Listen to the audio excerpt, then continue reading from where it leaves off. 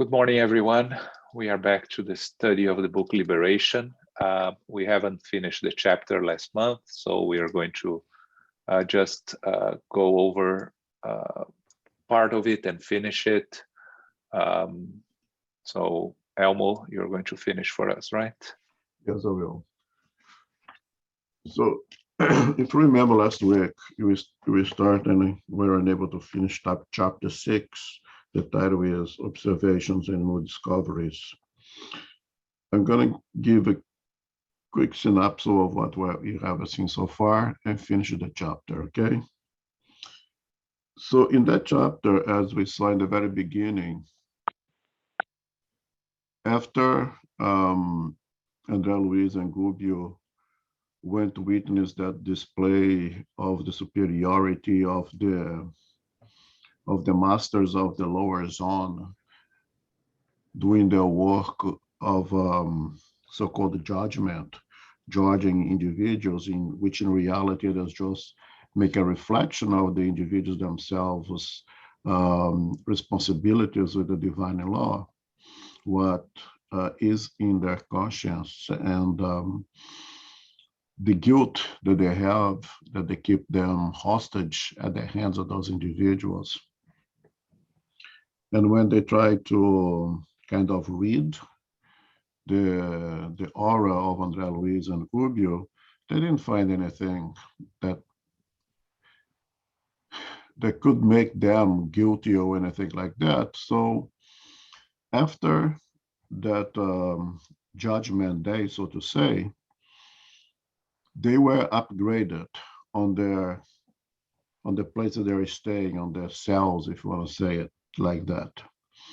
But before, they were basically in some kind of underground facility or a basement, if you prefer, where they did not have contact with the outside world. They were basically underground, basically. And then after that display where they could not find them guilty of anything, they upgraded them to a better cell, so to say, where which they would be, I would imagine, something like a ground level, where they had access to the outside. They could see things happening on the streets. They could hear things that was happening on the street. So imagine being in a room that leads to the street, and you can see what's going on over there, and you can hear what people are talking over there. And it was there in that environment that Andre Luiz and Gubbio noticed that was two spirits having a conversation, two women having a conversation. One of them discarnate, let's say a inhabitant of that environment, and another one was someone at sleep that during their sleep went to have a conversation with this woman with this spirit in the lower zones, and they were on the streets talking, and Andre Luiz and Gubbio were able to hear that conversation. And basically, this kind of woman asked, so how are things? What's going on with you, so to say? And the incarnate woman said, well, things are a little bit different. My husband now has decided to join a Bible group, and he's having some change of mind. He's not really follow through with our plans, and he seems to be quite comfortable. He seems to be a little happier doing these Bible studies right now, to which the discarnated woman becomes somewhat upset, and of course very contrary to the attitude, the decision that the husband has made, said, no, you cannot allow that to happen in any way. It's impossible. You and I are part of a group. We have a plan, and of course the plan in the lower zone is to combat and defy Christianity, regardless of religion. Here, I'm not talking about religion or the Bible, but all the teachings, the sentiments that come from Christianity. That's where the plan is, to conquer the world against Christ, so to say. And this woman is saying that she herself have noticed how the husband seems to be doing better, and then this kind of woman that you can see that, as we're studying now in a mediumship group, is an obsessor, so to say, to that woman at least, right? So now you cannot do that. You must disrupt him. You must stop him to put in his mind those kinds of rebellious ideas. For them, it's the rebellious, right? To seek Christianity is the rebellion. He needs to come back to us. You guys are important to us. You do whatever you can do. As a woman, you have powers. You can do a lot of things to disrupt and not allow that to take place. And the group goes and explains exactly what he's studying now in our mediumship studies, what an obsession is, right? Is this persistent, continuous, negative influence of one spirit upon another. In this case, we have the discarnate woman obsessing the incarnate woman. One may question, why is it that when she goes to sleep and she is free while the body is resting, to go to a place where she ends up over there? And that has already been discussed prior, because that's where her affinity is. That's where her heart is. That's where her connection is. That's where she feels more like at home, so to say. And again, when you are always attracted to the place where you feel more comfortable. And that's the case with this woman. And as soon as the husband seeks to do something differently, to take a different pathway, now they have to act. They have to try to stop her from doing from live that plan of disrupt Christianity, so to say, and start taking the right path. At the same time that they were watching the streets, Andre Luiz and Gubbio, then they see what we're going to read over here, the very bottom. During a spontaneous pause, just that paragraph, please. Okay. During a spontaneous pause, I noticed, not far from us, a number of quivering, dark forms that seemed to be linked to the personalities we were studying. They looked like small egg-shaped spheres, each one slightly bigger than a human skull. They displayed different characteristics. A few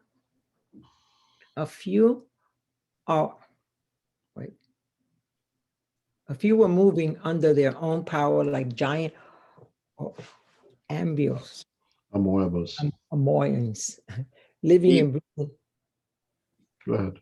Okay, living and breathing in that spiritual atmosphere. Others, however, remained motionless, apparently inert, connected to the vital aura of individuals as they moved about. Thanks. So Andre Luiz, looking outside of the window, sees this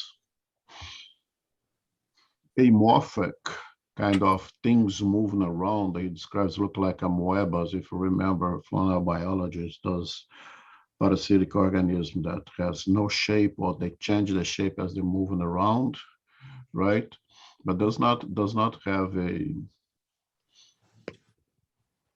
form that it could identify as being a spirit of a human, a perispirit of our perispirit with the normal human-like morphology or shape. And of course, Luiz got perplexed by that, and Gruber goes down to explain that this is what we have now called, some people have chose to call it the ovoids, which is just a terminology, and explain that these are the spirits who have so consistently misused their free will, engaged in evil actions, with their mind so concentrated and almost paralyzed to one and only idea, they start losing their normal perispiritual form. As I spoke last week, one thing in nature that is pretty much of a law is that if you don't use it, you lose it. Okay? If you don't use it, you'll be transformed into something else, or it'll be completely lost. I have many examples. You have our appendices, part of our intestines, that today the only reason for it to exist is to put money in surgeon's pocket to appendectomy. But at one point it was useful when we used to eat roots straight from the ground without washing. That it played a vital role there. Since we start cooking, we start washing things. Throughout the centuries or millennia, that little organ start to shrink, because you don't use it anymore. Until it's been said that some individuals now are actually born without it, or completely. If you put your arm on a cast for 45 days, 60 days, when you take it off, that arm is going to be smaller than the other. It's going to be hard to use. It can need physical therapy to regain the ability to use that arm, because the muscles you start to lose muscle mass. You don't use it, you lose it. It's the same thing with the perispirit. Once you lose, you do not use its potential or its abilities, it starts to shrink out until you start to lose it, until it pretty much disappears. And what causes that is when you become so concentrated in one only idea, and once you do not exercise your one faculties, one free will, and become a little toy at the hands of someone else. You just do whatever everybody tells you to do, or someone tells you to do, instead of being you the owner of this instrument. You basically give it out to someone else to be using it, become a little toy at somebody else's hand. Therefore, you start to lose that shape. Naturally, this is a very exceptional case. There's not something that happens often. And in this process, we will say something here that I don't really like, but it's a trouble says. And in order to explain to Andre Luiz what are those amorphic beings that he sees out there, some of them still have some kind of acting on their own, at least moving about on their own. And others are completely dependent on others, and completely on others who are attached to them or commanding them there in the lower zone, and some perhaps even in incarnated ones. And Goebel brings about the term the second death, which in reality it's not a death. Okay, there is no death of the perispirit. There is transformation. There is a metamorphosis. Again, when your arm shrinks, your arm's not dead. It was being a cast for 45 days, but it's not dead. Doing the right exercise, physical therapy, it regains its form, regains its shapes, and regains its normal functions. And in this so-called second death, explained there have three types of perispiritual metamorphosis or transformation. I do not like the word death again, but those who like it can use it. Two of them are completely natural. One is pathological, so to say.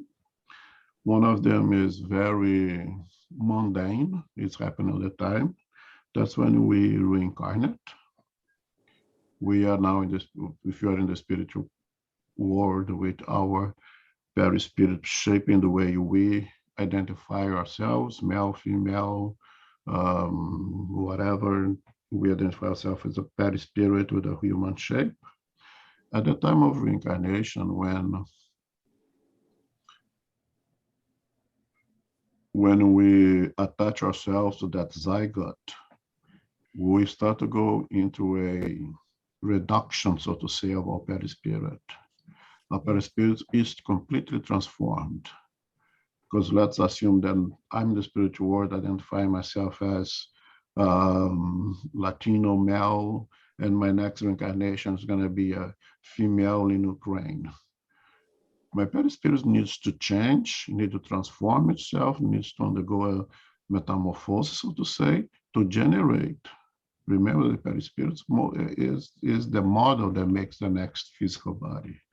To make a physical body that will have female gender, then there will have the characteristics associated with the genetic makeup of the father and the mother, right? So there is a transformation, not a death of that perispirit. Normal, it's happening right now, happens to every one of us.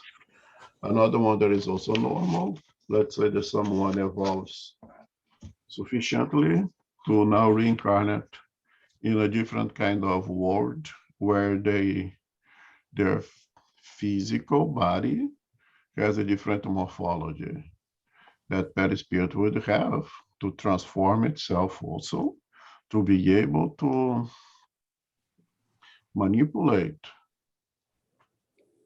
the elements of that new world to make a new physical body that is comparable to that new world where that spirit is going to incarnate. That is not as mundane, there's now a more elevated kind of transformation, but also completely normal. And there is the pathological one that we just explained.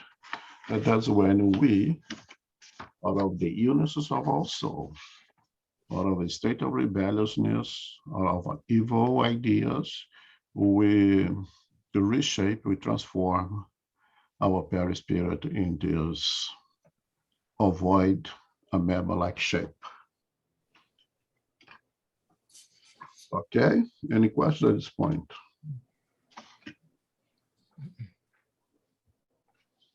So then we can go back now to page 86. When it comes to the paragraph, the explanation was lovely. Yeah, explanation. Okay. What's the next paragraph you're going to read now? The explanation. The explanation was lovely, bottom of page 86. Okay, all right, there. Because Okay. that's where I stop. And all that I said over here is from that paragraph that I read, is the explanation that I just gave you. Okay. Okay. Explanation was lovely and new to my ears. Consequently, I silenced the questions wandering about in my soul and attentively registered the instructor's considerations as he continued. Physical life is a purely educational stage in the midst of eternity, and no one is called to it to partake of paradises of favor, but to the living molding of heaven in the sanctuary of the spirit, making the most of the opportunities we receive to perfect our mental qualities by growing and developing from the divine seeds we have brought with us. The incessant work for the good, the sublimation of our motives in transitory experience, the disciplining of our personal impulses, giving broad course to the noblest manifestations of our sentiments, the perseverance in the infinite good. These lead to mental growth with the acquisition of light for life everlasting. All individuals are born on the earth to enrich themselves by working for society as a whole. Sacrificing oneself is to overcome oneself, thereby earning the greater life. That is why Christ said that the greatest in the kingdom of heaven is the one who is dedicated to serving all. People can be feared and respected on earth because of the titles they have acquired by means of human convention. But if they do not progress in the realm of ideas by improving and perfecting themselves, They will have a narrow and sickly mind. In short, taking on physical matter and returning to the field of endeavor in which we find ourselves at present entails submitting ourselves to profound biological shocks meant by expanding the divine elements that will be part of our glorious form someday. And because he saw me in the posture of a learner who wonders in silence, Gubbio asserted, so that I may be clearer, let's take another look at the symbol of the tree. The physical vessel is the plant per se, which is limited in space and in time. The paraspiritual body is the fruit that consubstantiates the result of many operations of the tree after a certain period of maturation. And the mental matter is the seed, which represents the substratum of the tree and the fruit, condensing their experiences. In order to acquire wisdom and love, individuals are reborn many, many times in the physiological field, like a seed returning to the soil. And those who deliberately make matters hard for themselves by departing from the straight path and heading for the irregular zones where they have unwholesome experiences will, of course, delay their progress and will waste a lot of time trying to get out of the perilous terrain they relegated themselves to. They will be connected with unhappy groups of fellow spirits who have thoughtlessly lost their way due to grave depths. Do you now understand? In spite of the instructor's kindness in trying to clarify the matter, I dared ask, could we communicate with those living steroids? Could they hear us? Do they have any capacity for tuning into us? Gubbio answered kindly, yes, of course. But bear in mind that in such a situation, in lower rims like this one, most of them are asleep in strange nightmares. They register our calling to them, but their answers are vague. In the new form in which they are isolated, they cannot express themselves fully without the denser vehicles they lost, a fact that worsens their depth resulting from idleness or the practice of evil. In fact, you can look at them as fetal or mental ambioids that can be used by perverse or rebellious spirits. Pathway of such brothers and sisters is reincarnation on the earth or in some other sector of community life, much like what happens to a seed that is placed in a dark pit for works of production, selection, and improvement. Of course, during times of transition, spirits undergoing natural evolution do not experience painful phenomena like the ones we are looking at here. The sheep that proceeds firmly along the right pathway can always count on the benefits resulting from the shepherd's guidance. However, those that stray off the pathway of indulge in adventures will not always find agreeable or constructive surprises. My guide paused for a moment and then asked, so, do you see the importance of an earthly existence? Yes, my own experience have taught me the value of a corporeal life. But here, as I stared at those living spheroids, those sad human minds without instruments of manifestation, my request for the material vessel grew enormously. I fully grasped the sublime meaning of Christ's words, walk while you still have the light. The subject was fascinating, and I would like to have examined it more closely, but Gubbio, without betraying his characteristic politeness, suggested that I wait until the following day. So thanks, Orida. That's a long reading, but Okay. we read the whole thing because it's basically one single idea that Gubbio is presenting to us now, which you can synthesize by saying the value of reincarnation, the value of being here. And he starts by saying that the physical life is purely educational stage in the midst of eternity. Okay. We can see look at ourselves, our experiences during our days in school. Because I'm an average person, I put myself as an average person. For those who are exception, does not follow this, good for you. But as me being an average, I never gave school the proper value that it deserved. I very often misuse the opportunity of being there as a hangout place, to be there with my buddies and doing whatever I want, in order to be doing whatever I was supposed to be doing.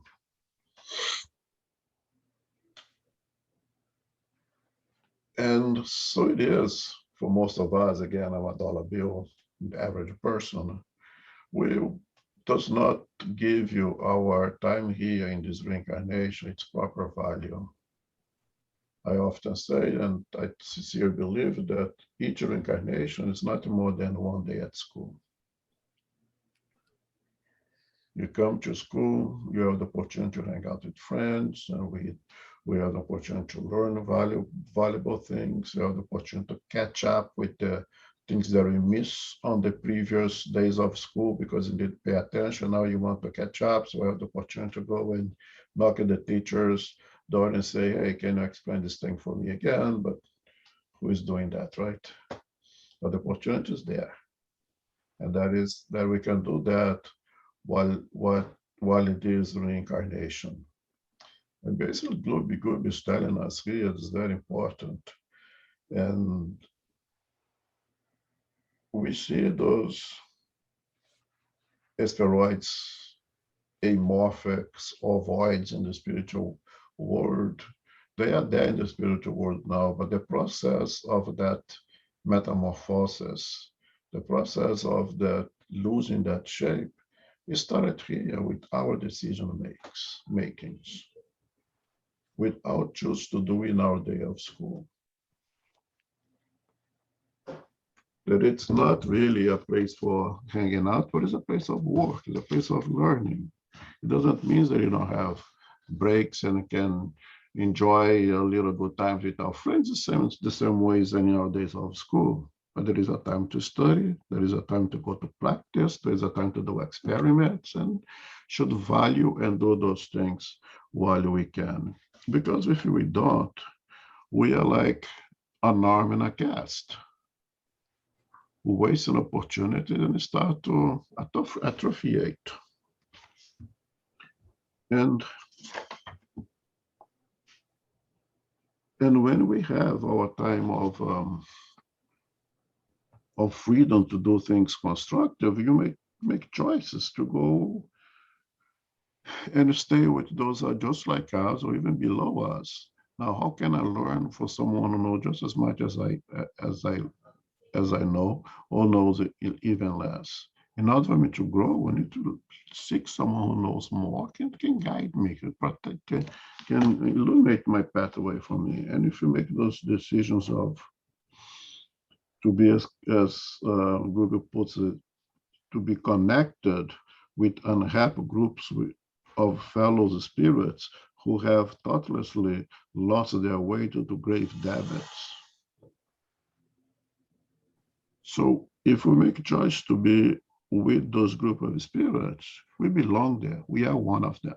In reality, we are one of them. And it's all choices that we make.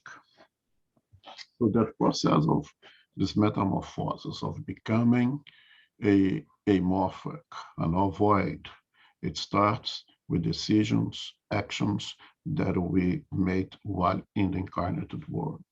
So we see in the case of the woman and the husband, the action that the husband is taking and the actions that the woman is taking, where she's going while her body rests, where he is going, what he's trying to do during their reincarnation will likely free him, will be the physical therapy that will reshape his body and maintain him as a human form. What the woman, if she continues that pathway, is in the process of transforming herself into one of those amorphic beings. But it starts here in this our experiences. We are shaping our future right now. And then it goes about a very important question. So Andre Luiz Inquisitive asks, so can we interact with this ovoids? Can we talk to them? And group explains that, yeah, we could. But remember, that's very important. In lower realms like this one, most of them are asleep in strange nightmares. They registered according to them, but the answers are vague. They cannot express themselves fully without a denser vehicle they lost. In fact, that worsens their depth, resulting from idleness and practice of evil. So results from idleness and practice of evil. That's what I say. You don't use it, you lose it. Idleness, not moving, and also perhaps equally worse, in my opinion, equally worse, the practice of evil. Because in accordance to the gospel, according to Spiritism, doing nothing is doing bad. We are meant to be in motion. If we don't be in motion, we atrophiate.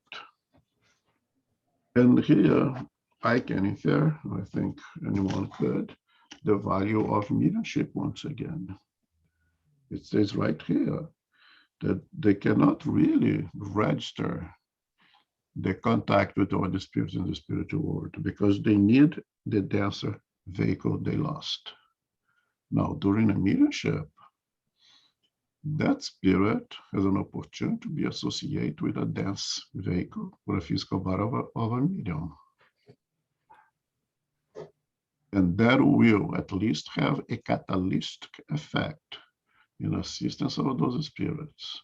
It will at least at minimum help to speed up the process. Now, of course, the spirit must choose to listen, must choose to be open to the vibrations of love, more than anything else, because they perhaps in such state of rebelliousness that the intellectual ability is not really going to grasp, but the infusion of tenderness, infusion of caring that they receive during those short minutes may have profound effect on that spirit. And that they require, again, that denser vehicle. If that's not the case, what is the alternative? Natural reincarnation. Those spirits in such a bad shape that they're probably not going to be able to start a process of recovery in the physical world. They will require a reincarnation. They will require a contact with a dense vehicle with the physical body. If not through reincarnation, at least can start that process via mediumship. And then he continues here that extremely important, and we need to be very careful and to understand this when he says, of course, during times of transition, spirits undergoing natural evolution do not experience painful phenomena like the ones we're looking at. So again, there's cases of ovoids. The case is the exceptions of the exceptions. Okay, this is extremely rare. This does not happen often. We are here because we belong here. We are here because we are many light years away from perfection. We're going to make mistakes. We're going to drop the ball. But overall, we are moving somewhat slowly at our own speed towards the right direction, so to say. These individuals who become those ovoids, they are practically moving in the wrong direction. We are slow, we drop the ball, we take alternative routes, we climb mountains when we could go straight through the valley. But we are moving slowly toward that direction. We are pretty much average. These spirits are the exception, okay? And I like that the Google ends the chapter with this, because as I'm reading, I start saying, oh, people are going to freak out about this. Because no one is perfect. We all have made mistakes, but this is very exceptional situations. Okay, we are average. That's not going to happen to us. And I think that's all that I have from this chapter. Any questions there? I think, Elmo, you just said, but I'm going to reinforce here because this is very important. This is the exception of the exception. The cases that become ovoids are spirits that have only one idea and cannot move away from the idea. That's the idleness there. The idea is of vengeance, of hatred, of persecution, and that's how they end up losing their form. So even if we look at this, the passages, the book we're reading, right? They are in a very deep lower zones. And even there, these ovoids are the exception. Normally, they see a lot of spirits there, deformed spirits, deformed individuals that Andre Luiz has described in these chapters, talking about what they are seeing in the streets. So he's been there for some time now, and just now he noticed and he found these ovoid forms, right? So that's, Elmo said, but I just want to reinforce, because I don't want anybody living here, like Elmo said, thinking that we are running the risk of becoming ovoids. There is always the risk. Depends on us. But you will see on the next chapter where we are going to analyze a woman that has some ovoids attached to her, the reasons for it, and how is the process of transforming oneself into an ovoid form. But I just want to reinforce what Elmo said here. This is the exception of the exception. Even spirits that are evil spirits that just live for causing harm to others, they are unlikely to become ovoids because their ideas are not mono ideas focused on one and only objective. Every time you see Gregorio, that has been there for 600 years, he has the intention of leading an army of evil spirits. So he's not focusing on one thing, he's focusing on a program. Even if it's a program directed at evil, it's not a mono idea. It's more ample than a mono idea. So just wanted to reinforce that this is not very common. Okay.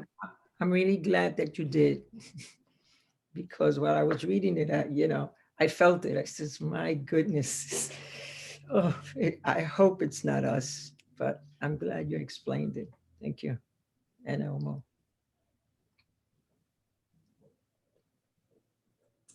Okay. Okay. Anyone else?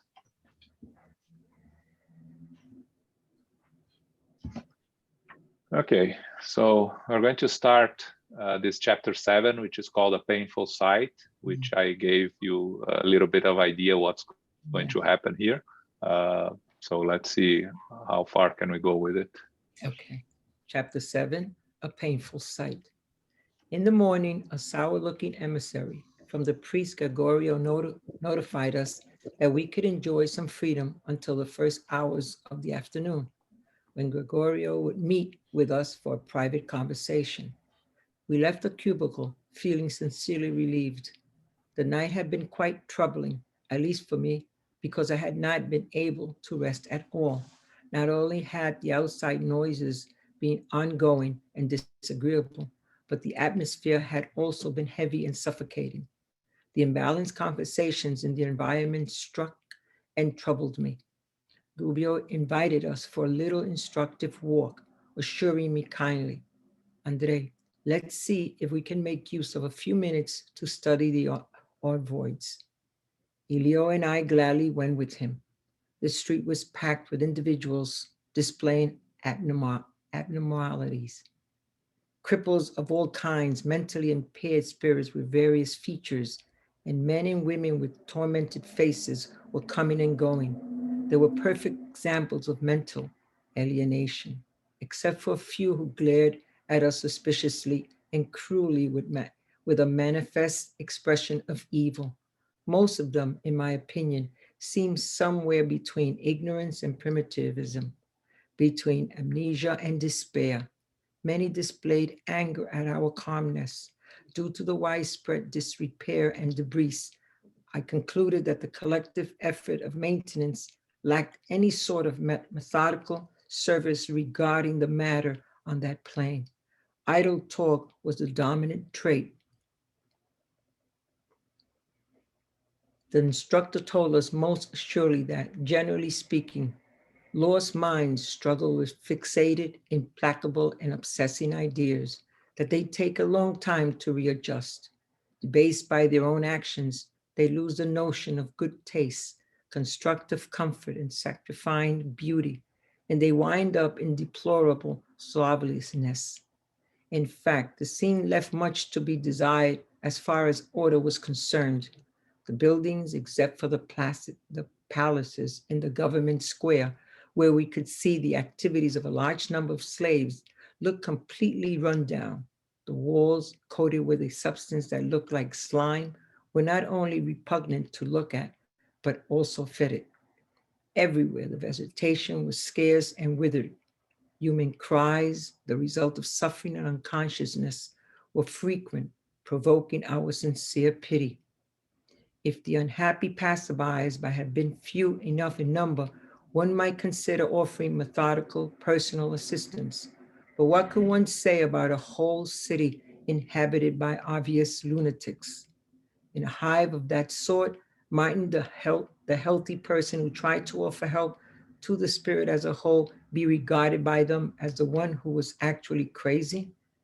That was why any kind of visible charitable organization would be unworkable, except the kind of service that our instructor was performing, that is, self-denial and sanctifying work for Christ. Besides the prevailing disturbances capable of starting a war of nerves in more stable individuals on the physical plane, a suffocating fog hung in the air, and we can barely make out the distant horizon. Through a thick current of smoke, the origin of which I could not determine, the sun looked like a ball of clogged blood.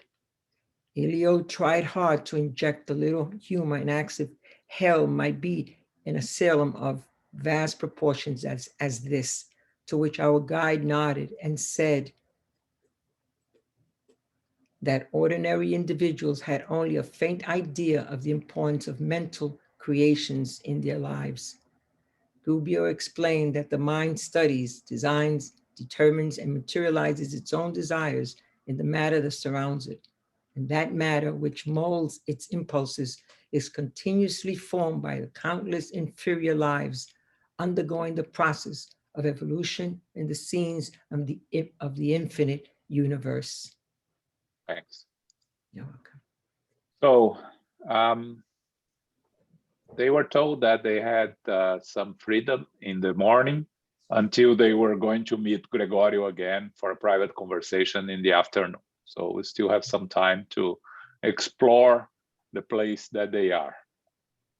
And Andre tells that he had a tough night because of the atmosphere, heavy, suffocating. And Gubbio invite them to take a few minutes to study the ovoids. And then we come back to what both Elmo and myself said, right? They are walking in the street, and what they are seeing, it's packed with individuals displaying abnormalities. He's not saying here it's packed with ovoids. So the largest number of individuals in this place are just spirits with cripples, mentally impaired, tormented faces, mental alienation, but all with some sort of perispiritual form that is similar to the others, not ovoids. And Andre Luiz says that most of them seem somewhere between ignorance and primitivism, meaning they are not evil per se, but they are, because of their inferior tendencies and their lack of good judgment on their choices, they end up in a place like this, between amnesia and despair. It's very important to understand what type of individuals end up there. Just evil? No, but those that are following those practicing evil. So that's, again, when we talk about the spirits that are going to reincarnate on Earth as the world moves into, the Earth moves into a world of regeneration. And we said that only those that are focused on practicing evil will not have a chance to come back. Those that are followers, which is the majority, they will have the opportunity to come and have an opportunity to readjust their focus. So a lot of these individuals that are there, they are followers. Someone is practicing evil, they are attracted in some way to evil, but they are not evil per se, they are just followers. So these are the ones that Andre Luiz defines between ignorance and primitivism, between amnesia and despair. Many of them display anger, because whenever you are in turmoil, when you see someone that is calm and peaceful, it bothers you. So that's what they are finding there. They're bothered by the calmness and tranquility that Andre Luiz, Gubbio, and Eloy display, even trying to hide who they really are. There is some sense of peace that they emanate, and these spirits can sense, and some of them feel anger. And Andre Luiz starts to, that idle talk was the dominant trait, what Elmo said. Idleness is the predominant feature in these places because nobody's moving anywhere. Their minds are struggle with some ideas, obsessing ideas, fixated ideas again, but they are not mono ideas, different ideas, but still bad ideas, let's say. But it's not one, it's some of them, right? So let's say you want to practice evil, but at the same time you are worried about how you're going to find that colleague or that friend that is going to help you practice the evil. So you're not having one idea of vengeance against someone. You have that idea, yes, but you have more than that. You are thinking different things also. That's why you are not losing your perispiritual form and become an ovoid. And the rest says that you lose notion of good taste, of good ideas, right? And he said that he describes the places they were wondering about, that the buildings look rundown buildings. Besides the government square, meaning the place where Gregorio lives, that is taken care by a large number of slaves, the rest was completely run down, right? Like we see here on Earth, on neighborhoods that are not taken good care of. Suffering spirits, and Andre Luiz wonders, how can a place like this, you can provide any charitable assistance if it's such a big and disorganized place, right? But we know that assistance is always there, but assistance is only available for those that open themselves to receive assistance.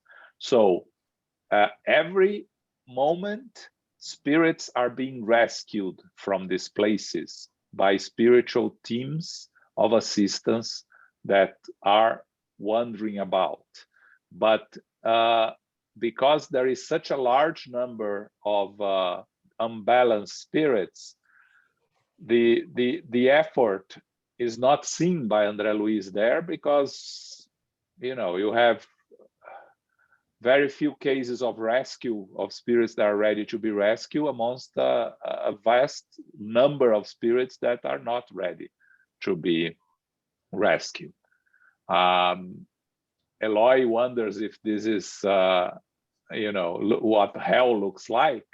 And again, how did we come up with the description of hell ourselves throughout the centuries? Exactly being in places like that and coming to a new incarnation with these imperfect memories of these places that allows us to make descriptions of hell-like places and call it hell. So again, why we have so good descriptions of hell and so bad descriptions of heaven? Because we all have been to hell and none of us have been to heaven.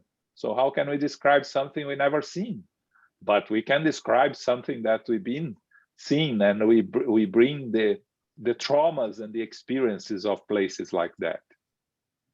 So Gubbio finalizes talking about the mind here, that our mind studies, designs, determines and materializes our own desires in the matter that surrounds us. Meaning, the place that they are there, it's not externally constructed, it's built from the minds of the spirits that inhabit that place. And it will change as the spirits that are there change their mental vibrations and mental thoughts. Okay? Comments, questions here? I know it's heavy, but it's not easy to read the description and to imagine. But you know, we can look on the positive side. We've been there, but we're not going back there.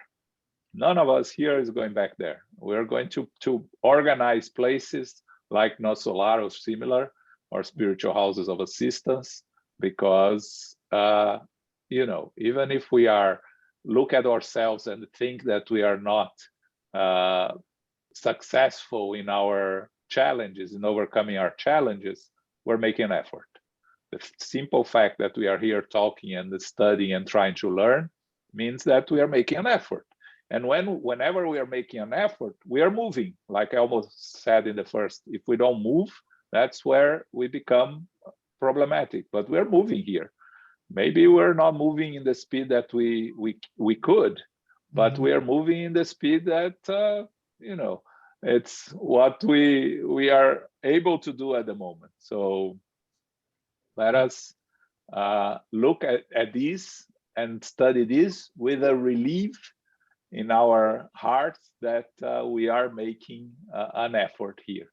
Okay. Okay, we continue. I have just two comments. Okay. One is, and always have a bad night and not rest well. It's interesting in the beginning. I want to see your opinions, Ron. And one may question, isn't he in the spirit, in the spiritual world? Does he need to have a good night's sleep to function the next morning? I think that outside of that environment, if you were to say back in No Solar, he still has a need of rest, but not as terrible as in that dense environment. I think only by being there in the density of that environment, his needs are much closer to our needs here in this physical world than, let's say, if he was at No Solar. Do you agree with that, Ron? What do you think? 100%. 100%. Yeah, nothing to add there. Exactly that, Elmo. You know, I think that when he's in No Solar, still at our level of evolution, we need to rest. And again, the sleep, the rest is the relief of our mental activity, right? Yes. That at our level of evolution, we still need to rest our minds. But in this place, definitely he needs to, because the mind activity, you can imagine by his description, right? We can have just an idea of what he's describing, but when he's living all there, it must be very exhausting in terms of mental activity, right? Yeah. To also to control yourself, to restrain yourself from not both acting on these desperate situations, or showing yourself as who you really are. Both of these are, it's a lot of effort to control your acts that must be also very tiresome. Mm. Yeah. And another thing is the issue of idleness. Don't see idleness as a complete paralysis. Okay, it's an unproductive motion. I was going to use the example of running on a treadmill, that you run, and go nowhere, right? But I don't want to use that because people think it's not a good idea. To go on a treadmill is a wonderful thing, okay? It is a very productive, half an hour, 20 minutes that you do so. But you run, you burn a lot of energy, but you go nowhere. Which is good in a treadmill when exercising, okay? But if you imagine that as our eternal spirit trying to move on, we waste energy going nowhere. Ron used a very good example sometimes that I liked and I have used before. It's like take a group of, let's say, I don't know, 12 years old kids that start on a tennis course. Everybody's going to learn tennis. No one ever put a hand on a tennis ball before. And out of 6, 7 kids, you see there is one that has the aptitude, that has the gift for the sport. And in about 1 week, he's beating up all the other kids. Nobody can match to him. He or she is already 3, 4 steps ahead. If that kid chooses to stay there, beating up on the other kids, this kid is idle. He go to the court, he plays the game, and he goes nowhere. He does not progress because he's enjoying being the best. He's enjoying beating up the other ones. If the kid wants to move on, he needs to go look for those who are perhaps even better than him, who can challenge him or her, and so he can grow. So he is like someone on a treadmill, or she, burning energies, moving away, not progressing. That's why we say not doing good is doing bad.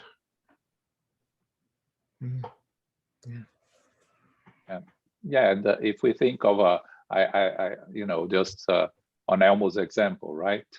Why Andre Luiz's mother doesn't stay with him all the time in Ossolar or in his excursions? We don't hear about her because she needs to do her own work to progress. We don't know what she needs to do because it's way above our pay grade, right? But if she stays with Andre Luiz all the time, she's not progressing. She's just she's there when he needs help, she's there. But when he doesn't need help because he's doing his own work of progressing, she doesn't need to be there. She needs to do her own progress. So we have to look this at on the other side also, on the evolutionary path, on more evolved spirits, right? That's why when we just study soulmates, why we don't have soulmates, because we are not going to be attached to someone because we have different paths of evolution. We are connected during some time, but then we need to move in different directions. And when we move in different directions, we separate. It's not an eternal separation, it's a temporary separation for our own benefit, right? So yeah, well, I think it's important to look on the other side also. Okay. Right. Continue. Yeah. We pressed on, winding through long labyrinths until we found ourselves standing in front of a large building, which, to be kind, we will call an asylum for vulnerable spirits. If I had been incarnate, it would have been extremely hard for me to believe in a picture like the one that unfolded before our troubled eyes. No suffering after the death of the body had ever touched my heart so deeply. The screams around us were just terrible. We passed along a slime-covered wall, and after walking a little further, the awful sense opened up in full view. We saw a long, deep valley inhabited by every sort of suffering imaginable. It seemed like we were on the edge of a high plain that suddenly opened into an abyss. Caves and caverns stretched out for miles ahead of us, as if we were standing before the immense crater of a live volcano fed by human suffering, because inside its vortexes of voices exploited it continuously like a strange mixture of human and animal cries. I trembled in my innermost fibers. Both Elio and I instinctively wanted to flee. The instructor, however, remained firm. Rather than endorsing our weakness, he deliberately ignored it and said calmly, "Here, as if they were withered branches, there are thousands and thousands of souls who abuse the sacred gifts of life. They are defendants in the court of their own consciences, personalities who manage to live upon the ruins of their self, confined within the dark sector of mental alienation. They are ridding themselves of the poisonous residues they accumulated within themselves over long years devoid of spiritually constructive work in the physical world. Now they are involved in endless days of redemptive torment. Perhaps because our astonishment continued to grow at the sight of that heart-trending, dreadful picture, he added serenely, what we are looking at is nothing but the surface of dark prisons that are enmeshed with subcrustal precipice.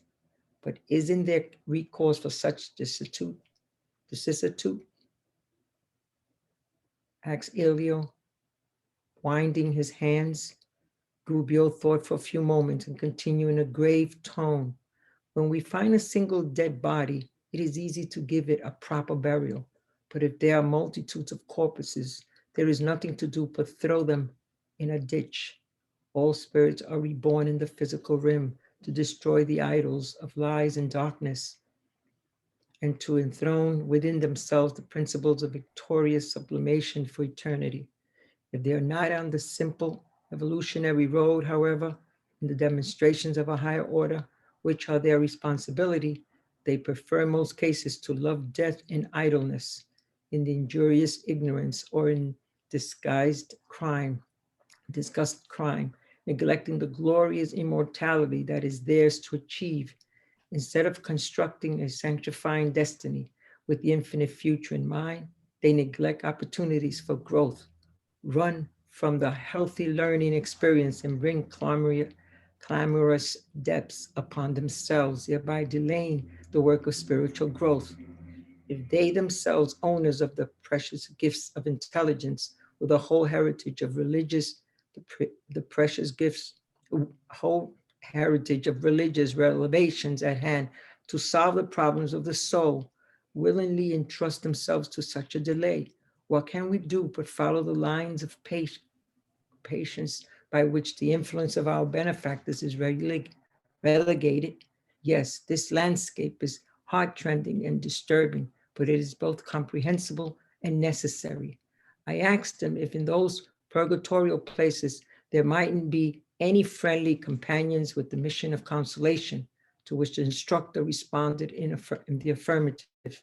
Yes, he said, this immense collectivity composed of individualities who, due to continuous suffering, are characterized by subhuman comportment, are not forgotten. Selflessness works hand in hand with Jesus everywhere. Presently, however, we don't have the means to identify the missionaries and the servants of the good. Let's focus on what interests us more closely. Okay, Wow. so again, difficult one. Yeah. So they find themselves in front of a large building.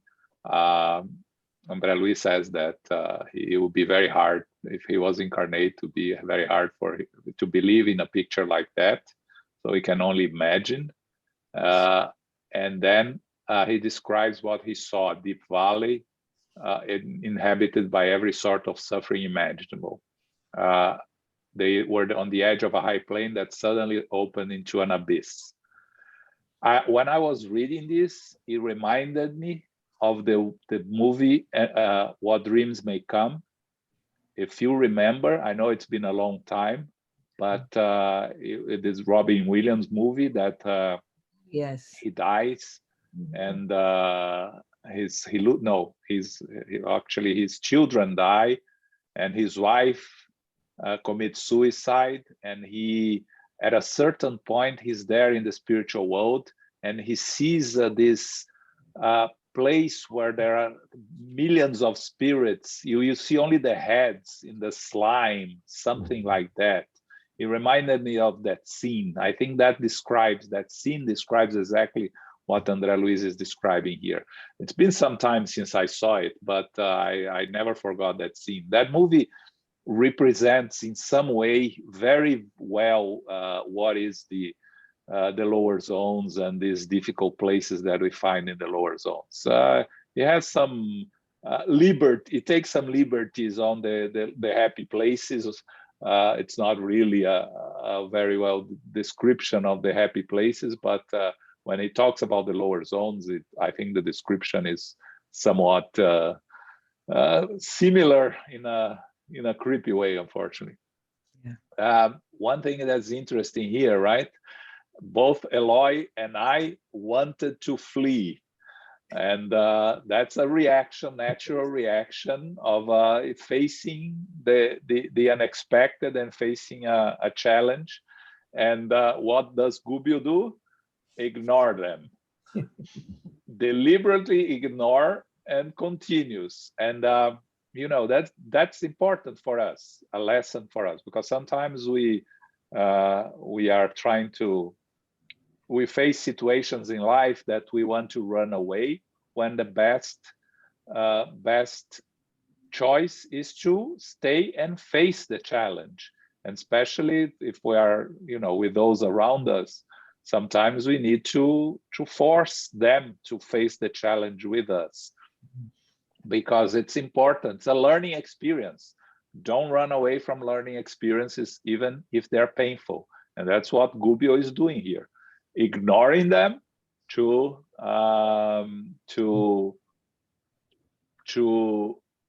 teach them a good lesson that they will learn here. And then he describes what are they seeing there. They are seeing spirits that are in prison on their own consciences. They are ruins of their self, confined in the dark sector of mental alienation. So they build this throughout a very long time. They build this mental alienation for lack of constructive spiritual work in the physical world. That's very important here. Long years devoid of spiritually constructive work in the physical world. Now they're involved in endless day of redemptive torment.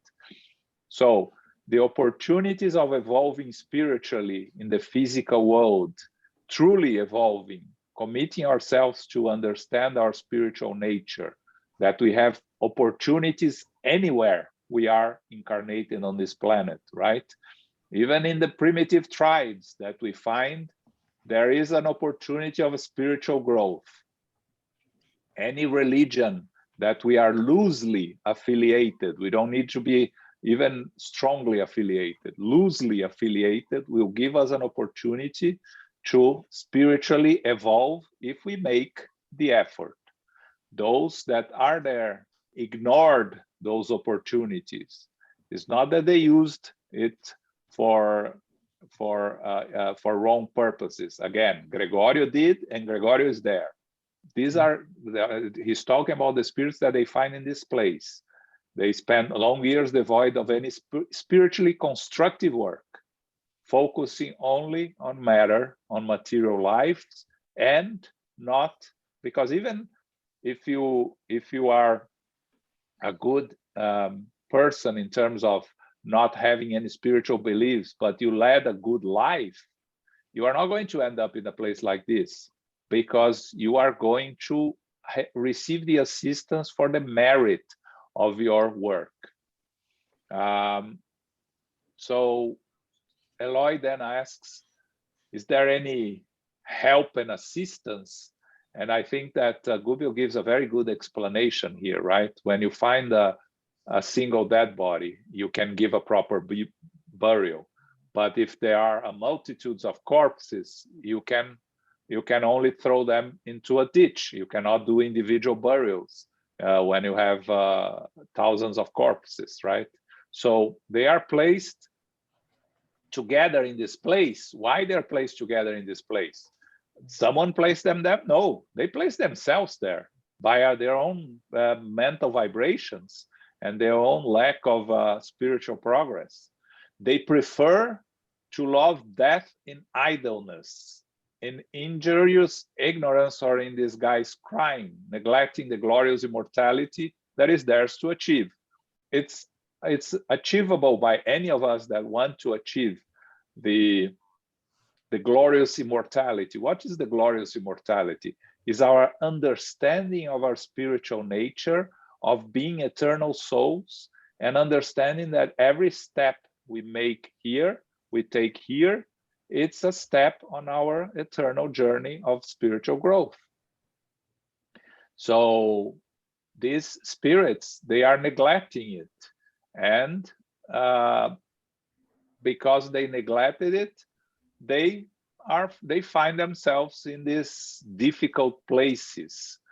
And very interesting when Eloy asks, Andre Luiz actually asks if there are any spirits there trying to help them, console them.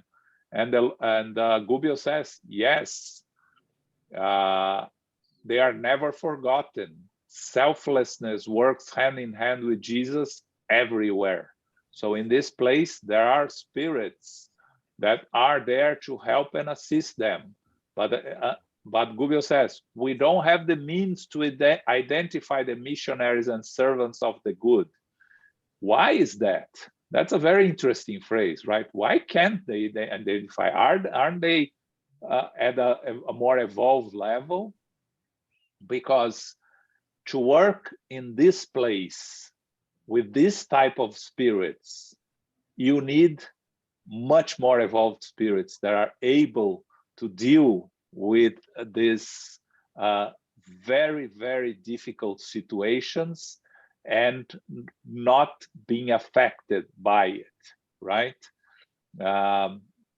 It reminded me of the story of when Chico Xavier, the friends, when he was young, took him to that house of nice women, right? That worked to sell their bodies, and the whole night nobody worked there. So one spirit can change the whole ambient of the place they find themselves in. But to do this, you need to be a much more evolved spirit. We cannot do that. We don't have the evolution. So the spirits that work in this place, this type of spirits, are beyond the reach of identification of Gubbio, Andre Luiz, and Eloy. Maybe Gubbio identified them, but he's not telling, because Andre Luiz and Eloy cannot. So, but that's my understanding here. I'm curious, Elmo, if you have a different understanding of why can't they identify the missionaries there.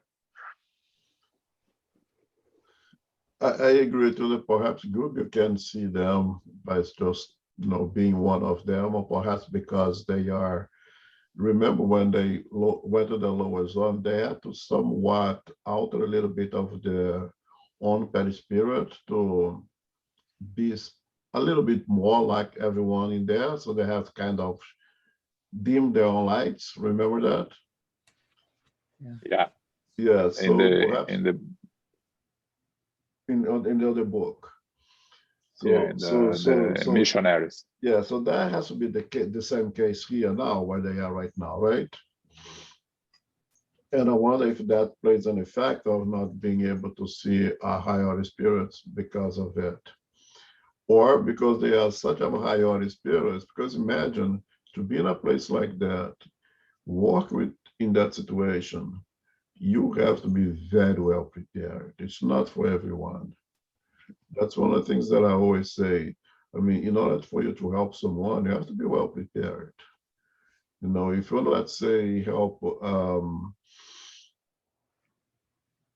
crack addicts or amphetamine addicts, you have to be well prepared, because you're going to enter in a very hostile environment that if you're not well prepared, you're not going to be able to deal with that. You're going to come out more traumatized and going to harm yourself more than you can help others.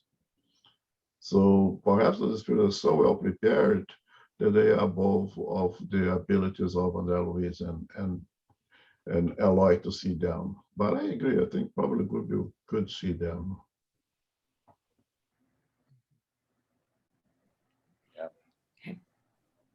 Okay, continue. No, we're not going to continue. We have 10 minutes, and now it's when we enter into the case of the woman. From here to the end of the chapter, it's talking about the woman with the ovoids attached to her. So you have the whole description of the story of why they are attached to her and everything else. So I don't think it's worth us, with 10 minutes left, a little more than 10 minutes, to start the description and then have to stop and come back and start again next month. So we start again next month here because that's you see we descended a few meters and found a squalid woman stretched out on the ground. That's the woman that they are going to address the rest of the case with the ovoid. So I think I don't know. I rather if you have any comments, questions regarding what we just read here. Otherwise, we'll finish a little bit early. Okay. So just a comment. So even in the spiritual, the lower zones where they are, this is an abysm in the lower zones. It's diving down into the lower zones, as Andre Luiz put it, look like caverns and caves. It's really an exception of the exception here that we're talking about also. And a very good question is, João asked, why are they there? Naturally, they place themselves there. They consciously lead them to be in states, in the place where they are right now. And, you know, Stalin's phrase, if one person dies, it's a calamity. If 1,000 people dies, it's statistics. This, unfortunately, it's cold. It's still individualities. Each one is an individual spirit, but they are in that level right now that they are very much alike one another. What they need is common to all. I mean, what one needs at that moment there is what everyone needs right there. They are very alike at that point. Okay, so they can benefit of assistance in a very general sense, not a very individualized. They still individualize the spirit again. Just like the Christs are very much alike, but it's still individual spirits. Individuals at that stage, they are so much alike because all they needs, all the state of consciousness, it's extremely alike. And the help that is done to one is pretty much the same help that is done to all. That's why they are clumped together, almost like if we imagine a tissue with many cells. Each one is an individual cell, but they are all so much alike at that point because that depth, that degree of suffering is so much alike that they can benefit altogether by the same type of assistance. And they're going to have to go through a long period of time to be able to get out of that situation. Yeah, when I talk, you were talking about it, the similarities, right? When we talk about the reincarnation process, we use the expression a conveyor belt, right? Yeah. Most of the reincarnations are done in an automatic sort of way. The rescue and assistance to this group of spirits they all group with the same similar struggles, I imagine it's more or less the same. That's what the analogy I can think of, right, Elmo? Yeah.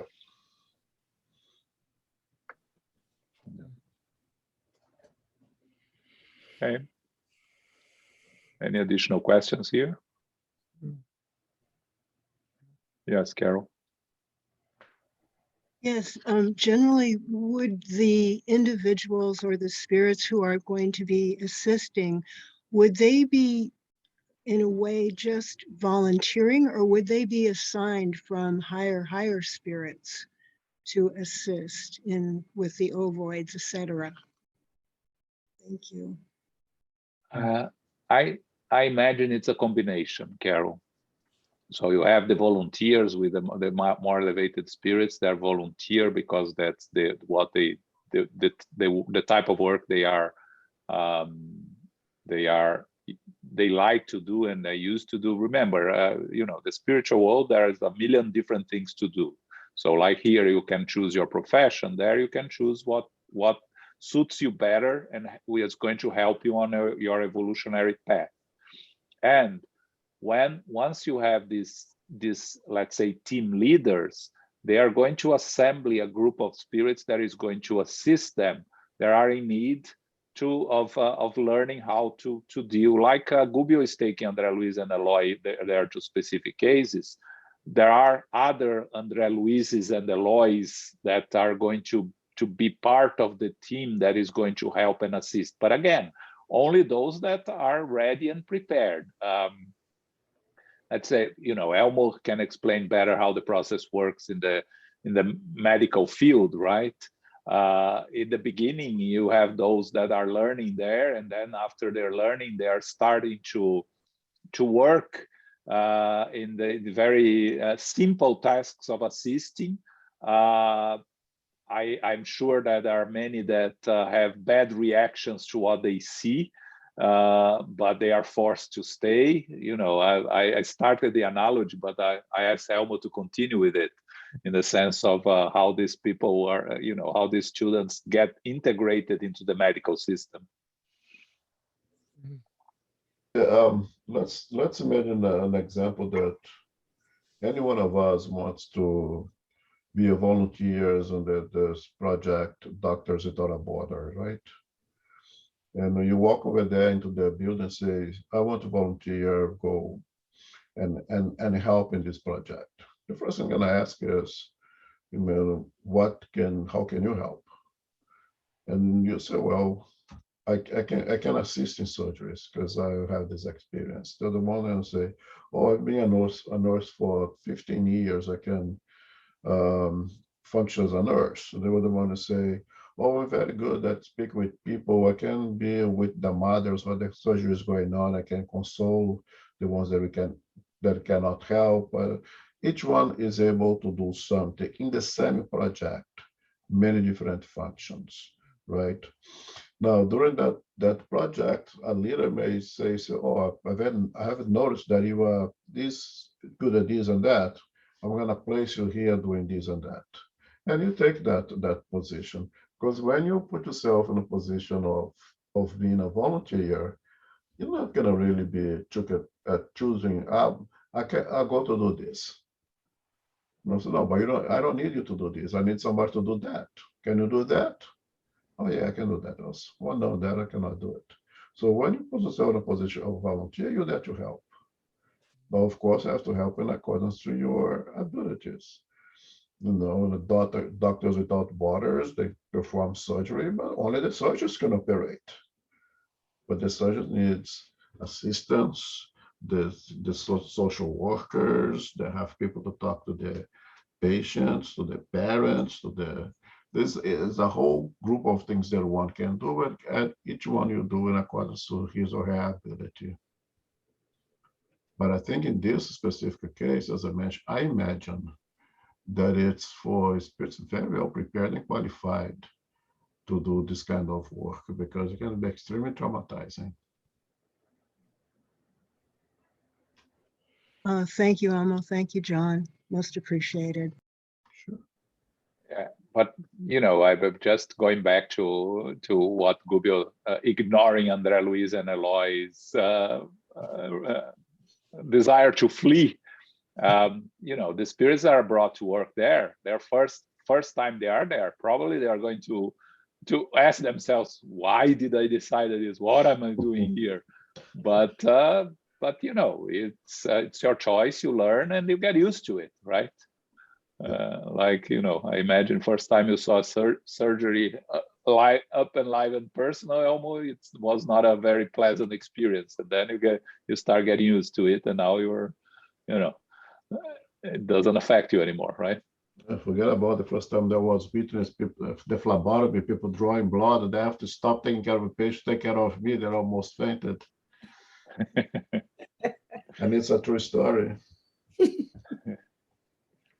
Yeah, but you have to start somewhere, right? That's right.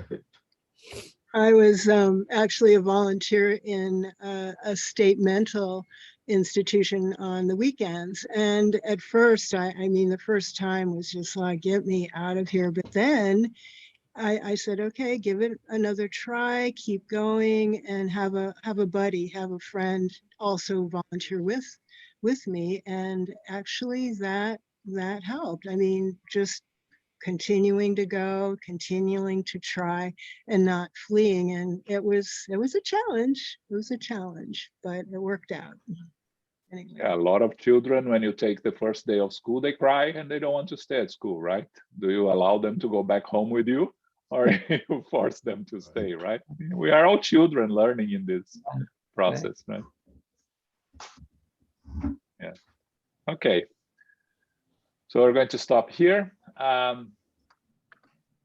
We come back next month to this book, Liberation. Next Sunday, the second Sunday of the month, we're going to study the Gospel according to Spiritism. And in 2 weeks' time, we are going to have Jussara presenting our year-end lecture, Perseverance Workers, also at 11, okay? And one thing important, I think a couple of you here know that already, Spiritism at Noon, our Tuesday study groups will stop in December and come back in January, right?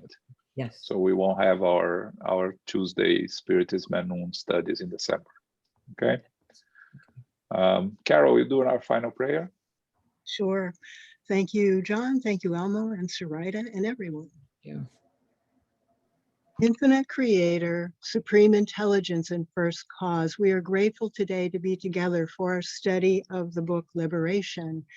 We are grateful for the knowledge and the wisdom that we have gleaned, knowing that the subject matter is not easy to completely digest, but we will persevere, we will move forward, and we will incorporate this information within. We know that transformation of the perispirit will assist us to create a physical body in our next incarnation, in a world in which it will match what is needed.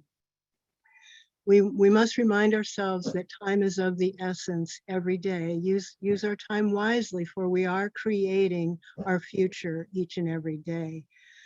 We can pause for some breaks and some timeouts, but generally we step ahead each day.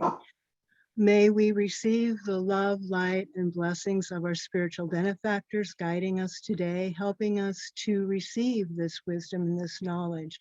May we receive also the love, light, and peace of Christ within us, helping us each day to be more charitable, to be more kind, to be more loving, and to especially be more aware of the general global world at large. We can play our part, we can do our best, and we can also receive help as we ask and as we do our part. May we close today and remind ourselves to continue with our studies, with our prayers, and with our mindfulness throughout the week. There is goodness everywhere, and may we be a part of that, and may we be evolving to a greater good. We close now and humbly ask for safety and protection as we go forth to family, friends, loved ones, and coworkers. We are never alone. There is always assistance as we do our part and as we ask. May we close now and bring these gifts, these loving energies to our family, to our friends and loved ones, and may we assist them in their struggles as well. For we know we are going through a time of paradigm shift, and it is not easy each day, but as we move forward, we hold the light, we hold the truth, and we hold the vigilance in which is so needed right now. As we close, may we remind ourselves to be beacons of light. Go forth now in peace, so be it.